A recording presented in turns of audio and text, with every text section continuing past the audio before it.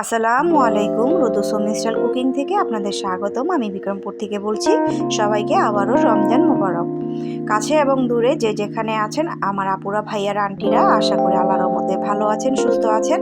আমিও আলহামদুলিল্লাহ ভালো আছি। তো আজকে রাতের জন্য আবারও মুরগির মাংস রান্না করছি। এটা হচ্ছে খাসি মুরগি। তো এখানে আর আজকে কোনো আলু দিব না, এমনি ভুনা করব। ভাবলাম আপনাদের সাথে একটু শেয়ার করি। তো এগুলোকে কষিয়ে নিব। তো ভিডিওটা দেখতে দেখতে যারা এই পর্যন্ত চলে এসেছেন তারা অবশ্যই মনে করে একটা লাইক দিয়ে দিবেন। তারপর এইদিকে আমি ব্রয়লার মুরগি এখানে মশলা মাখিয়ে রেখে দিয়েছি ম্যারিনেট করে। এগুলো সন্ধ্যার সময় আমি ভেজে নেব। আর এইদিকে আমি মাংসগুলোকে ভালো করে একদম কষিয়ে নিলাম, যেহেতু এই মুরগিগুলো একটু শক্ত ধরনের হয়। তো পানি দিলাম। এখন ওই পাশে আমি দিয়ে দিব, আর এই পাশে আমি পাস্তাগুলোকে সিদ্ধ করে নিব। এখানে আগে পাস্তা যেহেতু একটু শক্ত, তাই আগে সিদ্ধ করে দিতে নিয়েছি। আর এখানে পরে নুডলসগুলো দিয়ে দিলাম। নতুন যারা চ্যানেলটাকে দেখছেন অবশ্যই চ্যানেলটাকে সাবস্ক্রাইব করে দিবেন। পাশে থাকা বেল আইকনটা অবশ্যই চালু করে রাখবেন, যাতে আমি ভিডিও ছাড়ার সাথে সাথে আপনাদের কাছে নোটিফিকেশন যেয়ে পৌঁছায়। আর আপনাদের সময় সুযোগ বুঝে আপনারা আমার ভিডিওগুলো দেখে নিতে পারেন। আর এই সাইডে আমি মুরগির মাংসগুলো রান্না করছি। এখন কিছু পরিমাণের আমি শাক বাটা দিয়ে দিব।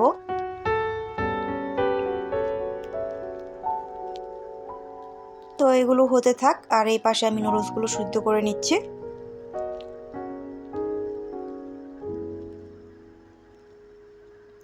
আমার কথায় কোথাও জড়াতে বা ভুল থাকলে অবশ্যই ক্ষমা দৃষ্টিতে দেখবেন, কারণ আমি তেমন কথা গুছিয়ে বলতে পারি না। তারপরে আমার নুডলসগুলো সিদ্ধ করা শেষ। এখন আমি পেঁয়াজ মরিচ ভেজে নিব। এর ভিতরে কেটে রাখা কিছু মুরগির মাংস আমি দিয়ে দিব।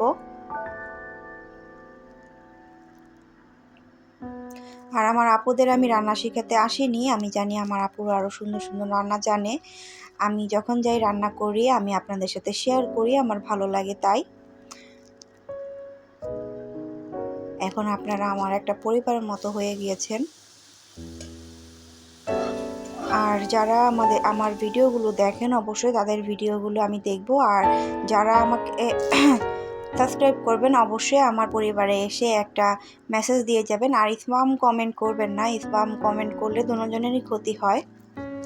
তারপরে এইদিকে আমার মুরগির মাংসটা রান্না করা শেষ। একদম ভুনা ভুনা করে রান্না করেছি। আর এই পাশে আমি এক এক ধরনের ভেজিটেবল দিয়ে, এখানে কিছু গাজর আমি ফ্রোজেন করে রেখেছিলাম, সেখান থেকে নামিয়ে এগুলোকে ভেজে নিচ্ছি। তারপরে ফুলকপি দিয়ে দিয়েছি, বাঁধাকপি দিয়ে দিয়েছি, সেগুলোর ভিডিও আর করা হয়নি। আর এই দিকে আমার মুরগির মাংসটাও ম্যারিনেট করা হয়ে গিয়েছে আধা ঘন্টার মতো। এগুলো আমি এখন আস্তে আস্তে ভেজে নেব। হালকা অল্প তেলের ভিতরে আমি মাংসগুলোকে ভেজে নেব।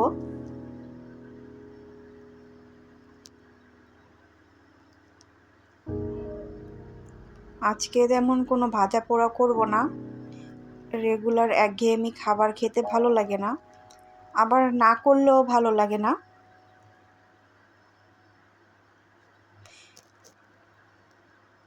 তো এখানে নুডলস সব সবজি আমি একত্রে ভাজা ভাজা করে এখন আমি সবজির ভিতরে নুডলস আর দিয়ে দিচ্ছি। তারপরে কিছু মশলা আমি দিয়ে দিব। তারপরে এইদিকে আমি উল্টে পাল্টে নিব। মুরগির মাংসটাকে ভাজছিলাম, ওগুলোকে আমি এখন উল্টে পাল্টে নিব, লাল করে ভেজে নিব।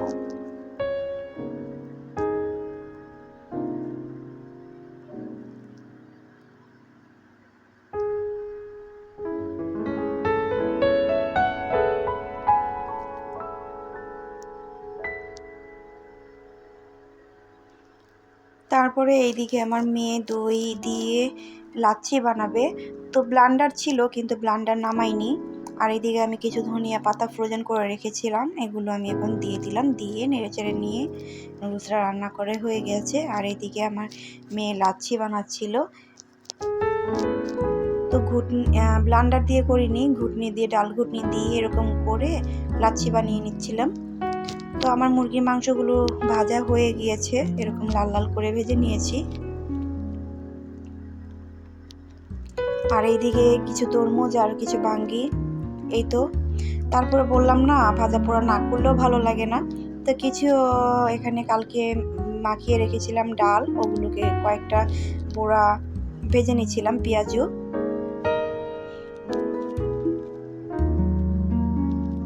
তো লাল লাল করে ভেজে নিব।